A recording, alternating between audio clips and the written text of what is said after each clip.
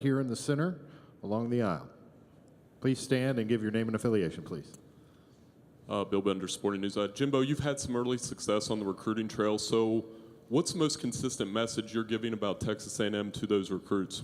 Well, I think first of all is the direction in which we're going and way we believe and why we can have success. And I think but it's a whole comprehensive package. When you're recruiting, I mean, you want to win. Everybody thinks about the winning. But when you get to Texas A&M, when you see the academic success it has, the Aggie Network at the end, and then the commitment from the university as far as facilities and the things in which we are, and then the success in which our staff has had at previous stops in which we see the vision of our program, and then playing in the best league in college football, I mean, it makes it very easy to recruit to. And our staff has done a heck of a job there, and the people, and also our players. I think our players have done a great job once we've gotten guys on campus of selling what we're doing and being a part of that, as I say, because I think your players recruit for you every bit as much as the university or your coaches. I think they can sell your program because like I say, when you're around the players and you're there on a visit, they'll tell you within 5 seconds as soon as the coach walks away. He's either full of bull or he's telling you the truth. That's the way it is. And I think our players, our current players have bought in and had a big part of that success. Okay, Coach, we'll go over to our right-hand side. Please stand and give your name and affiliation, please. Hello, Coach. Kamari Darrington with the Montgomery Advertiser. James Foster is one of those recruits that came in. What has been impressive about him to you so far and his role within the quarterbacks right now? Well, I think first and foremost is his ability. He wants to be great. His work ethic, his demeanor.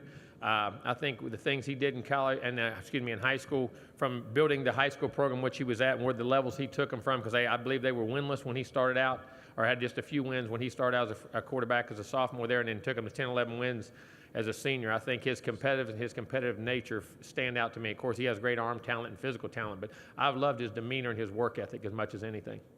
And also Tank Jenkins in that group too. We got Tank from Montgomery too. All right, Coach, we'll go over here on our left. Gary Smits, Florida Tom's Union. How you doing, Jimbo? Hey, Gary, how are you, buddy? Pretty good.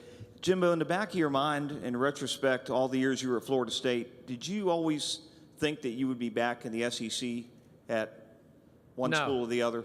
I really didn't. I had, like I said, I had no intentions of ever leaving Florida State. Was very happy there and very content there. But as you know, life takes changes and decisions are made. But I was very happy and at a great university there. Okay, we'll go here in the center aisle. Do we have one? Yep. All right, here we go. Howdy, Coach. Jay Clemens, NBC here in Atlanta. You talked about there are no shortcuts, but I see that you have Clemson and Alabama in the first 4 weeks. How does that daunting task that you have, how does that affect your preparation for when you tried to change the culture? Well, I think it gets your attention. I'll say that. It definitely makes your kids wonder. And I think when you have those kind of games in the early parts of your season, I think it makes your summer that much better. I think it gets their attention. I think they understand the competition level in which you come to. But, you know, the great teams I've ever been a part of, as crazy as this sounds, you prepared for your opponent, but that wasn't what it was about. It was more about the culture in which you created from within yourself and the way you wanted your team to play. And I think that's what we have to understand first and foremost. It's great that we play those two teams, the top two ranked teams in the first 4 games of the year. But I think great teams, it's not that as your opponent becomes faceless, it's not that you disrespect them. It's this that you understand how you want to prepare. And I think I'm hoping that that's the way our kids go about it. It doesn't matter because, you know, when you play those two, it doesn't matter when you go play LSU and you go play Auburn, you go play Mississippi State, you go play Georgia, you go play Florida, you go play Ole Miss, you go play Arkansas. I mean, whoever you're going to play in this league, it's going to be that way, the venues and the competition level. So hopefully it's about us getting ourselves ready to compete against everybody all year long. Coach, we'll go down front here in the front row. Ron? Yeah, Ron Higgins.com, Times-Picayune. Jimbo, you were, over the years, various schools came after you to coach. Besides length of contract or money, what elements did you always look for in considering a school? I mean, what has to be in place for you to finally sway you to go somewhere? Well, I think first and foremost, I think, as I've said before, the administration had a big part of it. My relationship with Scott Woodward in the past, knowing Scott and what he brought to the table. And like I said, we were at LSU together many, many years ago, and there was a lot of changes that had to be made there at that time, and he was a big part of that and understood the things that has to be done. And I think it's very important. You can coach and you can have players, but if your administration doesn't see, not that the one that the past president didn't, it did. We had great administration in Florida State, I'm not saying that, but his relationship was also one that I knew I could trust when you're making a change. When you're in such a good situation, if you're going to make a change, has to be something that you know is credible and someone you've maybe worked with in the past or you know has the same vision in which you have, and I think that had a big part of it. And then you start researching the history of A&M, and about first you have a tremendous recruiting base, then you have an unbelievable academic institution, then you're able to take care of kids afterwards with the Aggie Network and the job placement programs and the things that go on. I think it's just an opportunity there and a challenge that I just didn't want to walk away when I knew we had the administration in place that will allow it to have the same vision in which we have. Coach, we'll go back over to our right on the far aisle. Brent Swarneman, Houston Chronicle. Your first head coaching job, you transitioned within the program. What has been the biggest challenge for you in taking over an entirely new program? Well, I think first when you were a head coach in waiting, as we went the first, I believe we might have been the first one at that time. I don't know. At least it allowed you to know the people in the organization as far as in the building about who controlled what, and also the players, what their strengths and weaknesses were. I think the biggest thing was the evaluation of your players, evaluation of your personnel within the building, and the structure of the university of how it operated to get things done and the timetables it had. I think those are challenging when you first go in, and you have to be, as I say, you have a plan, but that plan has to have a little flexibility in it to figure out how things are done. And again, I say this with the administration, knowing the administration, that helped tremendously in that, but that is a different venue than being a head coach in waiting. Coach, we'll go back to our left, the second row. Bob? Hey, Coach. Bob Holt, Arkansas Democrat Gazette. Hey, I was reading, I guess last February, the A&M Chancellor gave you a plaque at a public deal with an open date, win a national championship. Did you know he was going to do that? What was your reaction? And does that put even more pressure on what's obviously a pretty pressurized job anyway? Well, people are never going to put more pressure on me than I put on myself in this business. I mean, this is about dealing with pressure. It's about dealing with that. I thought it was kind of nice. I liked it because it showed he had the same commitment that we did, and I think they also put their actions in place by the things and the programs and the things and the help and support in which they give our university in the athletic world. So I think Chancellor Sharp doing that, there was no problem with that at all. I have a great relationship with him, and matter of fact, a very good relationship with him, and I thought it was kind of nice myself. Hopefully we can fill that in quickly. Okay, we're going to go here, the second row. Hi, Coach. Tessa Meyer with the AJC. You were speaking about pressure just now.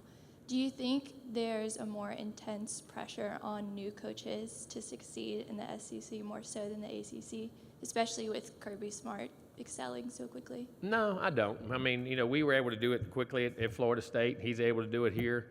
I don't. I think you're pressured in today's world. It's everybody wants instant gratification. Everybody wants things quickly, and that's just the world we live in.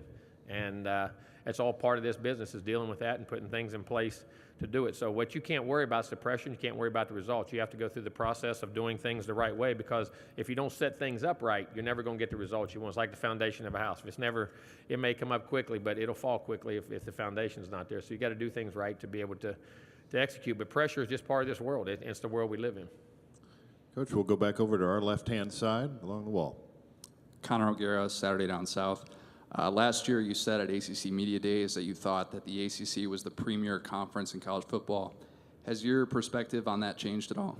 No, I played in both conferences. I think, I'm going to tell you this, I think the ACC's progression to where it has become in football is because of the SEC. From being in the South and having not just play against, but to recruit against and compete against daily in the way you have to operate your organization. Like I said, where I was at in Florida State, we were surrounded by Florida, by Georgia, by Alabama, by Auburn. That was the closest schools to us, and that's who our big recruiting battles occurred against. We had Clemson and Miami and all those things, but we were surrounded that way. And I think then we excelled, then Clemson's excelled, then Miami's taken off, NC State, Louisville. I think in the South in general, because you're so close, I think it enhanced the ACC's ability to compete and rise its level of ball because of the recruiting competition. And then once you get better players, you play better. And I think the commitment to those universities as far as jobs and the money and the salaries, if you look in that league, they've grown immensely in the last 5 years, 6 years. And I think, the SEC's pressured to stay on top, and once somebody gets on top, like the SEC had the great run of national championships till we were able to break it at Florida State, I think, that was our goal. We had to compete with the SEC, so I think that raised the level of play in the ACC. Okay, we'll go over to our right side coach, about 3/4 of the way back. Hey, Coach. Eric Jackson, Lake City reporter. Hello. Hey, Vance Joseph, the Broncos coach, he's been saying Trey Marshall's been really impressive through camp. Just if he is able to make that final roster, what kind of player do you think Denver's getting? Let me tell you something now. Trey Marshall's a guy now, when you put pads on, he loves football. I'm going to tell you this now. He doesn't like contact. He loves it. He seeks it out. He's the guy who truly is committed to football. He plays it. That's just the Lake City way. Those kids in Lake City just grow up that way. They're hard. They're tough. Football means a lot. Physical. Trey was a guy who would do everything in his power to be successful, give his every ounce of effort, toughness, the things that we tried to embody there in our program. And I'm very happy. And you'll get a tremendous special teams player. You'll get a guy that's very physical, can tackle, can cover, can play, and I hope he does make it because I thought he would. I thought he'd actually get drafted before that, but he got in a great situation and will hopefully do well. I'm proud of him, and he was a heck of a player for us. Okay, Coach, we'll go down the center aisle or just to the right. He's All right. right there. Jimbo, Joe Goodman with AL.com. What's your timetable for winning a national championship at Texas A&M, and what are some of the unique challenges that you found being a Texas school in the SEC? Well, I think your timetable is as quick as you can put things in place and everyone buys into what you're trying to do. I mean, you have a timetable. Your timetable is now.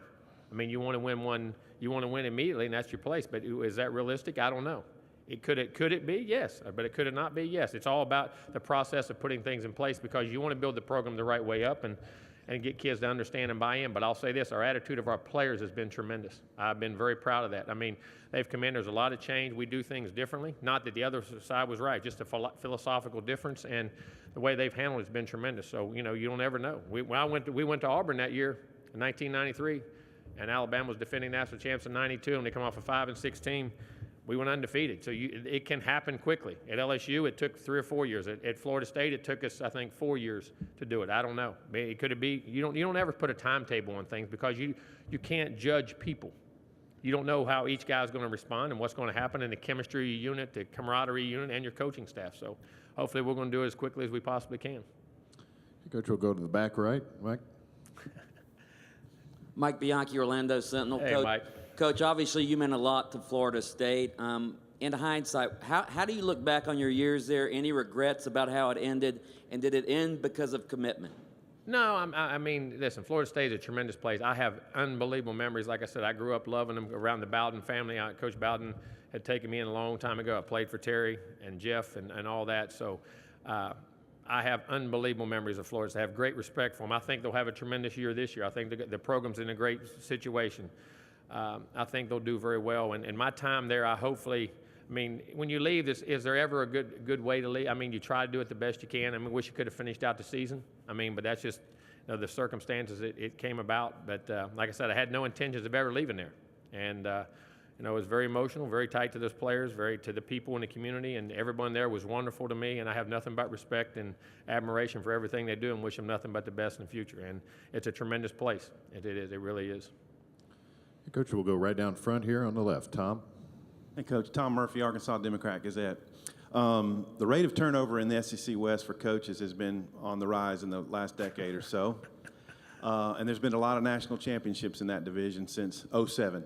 Can you talk about going head-to-head with your former boss, Nick, and just competing in the SEC West? Well, I think the SEC, that's what I grew up in. Auburn, when I was at Auburn for 6 and LSU for 7. And, it was every week is for the national championship because the teams you play have the capabilities of being there. And whoever can survive that gauntlet of games and come out of there is going to compete, and whoever wins the SEC has a chance to win a national championship. You can play with anybody in the country. And I think the biggest thing about it is understanding, like I said before, the toughness, the effort, the discipline, the pride, the grit you have as a team, and your ability to compete and understand that it's going to be physical. It's going to be tough. I'm not going to be good. I'm going to be hurt. I'm going to be banged. I'm going to be bruised. And going into the venues you do on the road and the travel and just the physicality of the league, you have to understand that and embrace it and run with it and take pride in coming through that gauntlet of games to be there. And like I say, I don't think there's the regular season schedule of that league is second to none. And I know I lived it for 13 years. I understand what it's like. I understand the way your players are on Monday and Tuesday after those games and getting ready, because you think, well, I just played that big game. You look at, well, that's a big game. That's a big game. And they're all big games, the coaches, but all these teams have talent. I mean, that's why there's so many guys in the NFL. That's why there's so many all-pros. That's why there's so many rookies of the year. I mean, you go down the list of everything you have, and it's a great challenge. And as a competitor, as a coach, you love that. People say, well, if you're a competitor, why would you run from it? Why don't you go find out? And that's what we're going to do. Coach, we'll go all the way to the back, just under the goalpost. Coach Drew DeArmond, WZZN Radio. You've had a lot of success developing quarterbacks in your career, and now what do you look for when you're evaluating the position, and how does that transition to the battle between Kellen Mond and Nick Starkel? No, that's a great question. I think people say, well, what makes a great quarterback? Well, I don't think it's any one thing. I think it's a combination of things, and some guys have different things than others, and I think it's finding out what each guy's strengths are and featuring those. But first and foremost, I think he has to have a certain level of arm talent. You have to have a certain level of ability to throw the football. And then there's got to be an unbelievable competitive nature in you. I think there's got to be a toughness in you, and I believe this, and I know people say I'm crazy. If your quarterback's not as tough as guys you got on your team's not going to be tough. That's the only position in the world you got to stand there and let 310-pound guys run at you. You don't get to hit them back. You got to stand there and take shots and get hit and consistently do things. And when that quarterback's tough and he's competitive and they know he can make the plays, to me, it energizes your defense, because they know if they can get the ball back to him one more time, he can play. He'll win the game on offense. They're going to block longer. They're going to make catches. They're going to do the things you got to do. But I've been blessed to be around some phenomenal athletes. I really have, and more importantly, phenomenal competitors. I think when you get right down to it, they all had certain level of arm talent, but I don't think I ever coached one of them that wasn't a tough guy. I mean, extremely tough and competitive. And when it gets right down to it, and then we featured off of that how they processed information and what their strengths and weaknesses were. We tried to feature is how we called plays and the multitude of our offense. But I've been blessed to have a great deal of guys that have, as I say, laid it on the line to be successful. Coach, we'll go over to the right side. Long now. Olin Buchanan, Texas. Coach, you had said, I saw a story, I guess a couple of months ago, that you agreed with some of the critics that Texas A&M was soft last year. I wonder, can you tell us what you saw or did not see? I didn't say, I just said we're going to play tough. How they played, I have no idea. I have no idea, and again, did not refer to anything back. And it's hard a way a coach plays his team, until you understand and been in his shoes and understand that team, I think it's very hard to say anything about him. I just say we have to play with great toughness. We have to play with tremendous physicality. I think the teams in this league that win, the teams that win national championships, and the success we had at Florida State, that's how we played. I think there's got to be a certain level of physical. You got to be able to run the football in this league. You got to be able to stop the run. But you got to be able to create big plays. You have to be tough and skilled. Because you're tough don't mean you can't be skilled, and because you're skilled don't mean you can't be tough. I think there's a great combination there to be able to learn and be able to do that. But I think the offensive defensive lines, if you ever watch in this league, the guys that can control them are the guys who win. And then you got to go from there in what you do. But we have to play that way. And when I was in this league and we had success is when we had physical, tough teams. When I was at Florida State and we had tremendous success because we had tough physical teams. And I think it's just we get so caught up now in all the spread stuff and going fast and doing all this. You still have pads on. You still got to tackle. You still got to block. You still have to be physical in how you run routes and how you catch balls and how you just do everything. And I just think there's a toughness factor that you have to have in a level that we have to get to. Coach, we'll go in the center aisle, just off to our left just a bit. Tyler Horka, Clarion Ledger in Mississippi. Texas A&M is 2-14 in the last 4 years against ranked teams. Obviously, the division you're playing in, you're going to have a few of those games. How important are those games going to be for you guys this year, and how much emphasis are you going to put on winning them? Well, hopefully put on winning on all your games, because I think each game builds your confidence and your level of how you play. Even though you say, well, that game wasn't important, but we played, it's how you play. Are you playing well and doing the things? Because in those big games that you're talking about, all those games eventually going to come down. I don't care how good you are in this league, they're coming down the last 5 minutes of the game. When you're really good, there's going to be a drive, 2 drives here and there that separate the games. And can you have the confidence to execute under pressure? Because, like I say, when pressure comes, your habits are coming straight to the surface. What you believe, who you are, do you really believe you're going to win, or are you hoping you're going to? You sitting up here, as I call whistling by the graveyard, and just saying things that don't mean anything because we know the press wants to hear them, or do we really believe them? Is it in our culture to think and picture yourself as a champion? When you're talking about playing those games, you got to picture yourself winning those games. Not saying you're going to win them, believing you're going to win them, then preparing to go and win them. And then so those moments and practicing things that you know you have confidence in and you can execute under pressure. And when those pressure moments come, be able to execute them. Because it's going to come down to it. I don't care how good you get, how many good players we all get in this league. They're all coming to the end. And who can execute under pressure at the end is going to make a difference. But to do that, you have to see it, believe it, and then you have to go do it and relax and know. And like I say, don't practice till you do it right. Practice till you can't do it wrong, and have total confidence in what you're trying to do. Coach, we'll go all the way back in the back on this left-hand side. Nick Roush, Kentucky Sports Radio. Jimbo, you have a couple of former defensive coordinators, now head coaches in the league. Mm-hmm. How do your relationships change with those guys now that they're opponents? Just try to beat them when you play them. No, but have great respect for them. You know this, when you play against Mark and you play against Jeremy, those teams are going to be extremely well prepared. Mark has done a great job at Kentucky and getting to the bowl game last year and playing, and I think, we did an unbelievable job for us at Florida State. I have great respect for Mark. He's not only a fellow coach, he's a friend. I consider him a friend. He's a great guy. He's a better person than he is coach, and he's one heck of a football coach. And have a lot of respect for him. But, again, there are opponents on the other side. But you know this, you're going to have to play. And how tough they're going to play. And Jeremy did the same thing. We won the national championship when he was there in 13, did a great job of being very multiple in the looks he has and has a great knowledge of the game. And like I say, he could have been a head coach a long time ago, and he's bided his time and got the right job, and I think he'll be a great opponent. We have time for 2 more questions. We'll start over here on the left, front row. Mark Passwaters with Rivals. Coach, you have talked a lot about running the ball and stopping the run. So my question is this: when you talk about those 2 important units, the running back core and your defensive front, and what you've seen from them so far? I mean, Travion's up here. He's been a starter. He's had 1,000-yard season in this league before. Can run the football, but more important, I like his leadership. I think he's very diverse, catching the ball, doing things out of the backfield. I was very pleased with the spring he had. And up front, I was very pleased. Kiki's here with us today. Our Durham up front, Clemens up front. Dalen Mack, I thought, made as much progress in the spring as anybody we had. A big nose guard, 320-some pounds. You got Peavy coming back, Rogers in there, Diallo's a junior college guy coming in, Brown, Wright. I mean, there's a Wilson. There's a great group of guys that are mixing in that group, and the guys that put their hand in the dirt in this league on the other side make a difference. And I think that's what separates this league from every other league in football. I think the defensive linemen across the board that everyone has, and you have to be dominant in those areas. And I'm pleased with their progress. Of course, we're not where we want to be, but at the same time, we have the potential to be. And I like the work ethic in the summer they had, so I'm really anxious to see how the fall comes. Coach, we'll finish up straight in front of you in the back of the room. Coach Brent Beard from First Coast News in Jacksonville, Florida. Tell us about your defensive staff and what they bring to the program, particularly Coach Elko. Well, I think Mike is a guy that, they always said, who would you hire on defense? Well, I figured it's the guy that gives you the biggest pain in the tail when you prepare for him.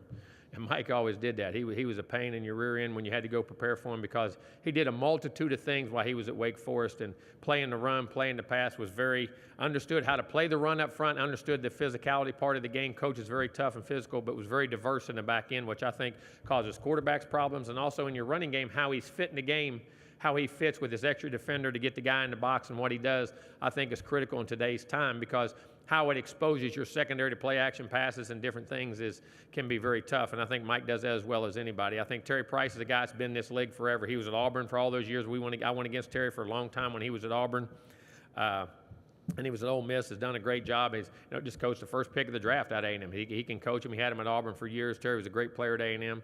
Bradley Del Pivito, linebacker coach.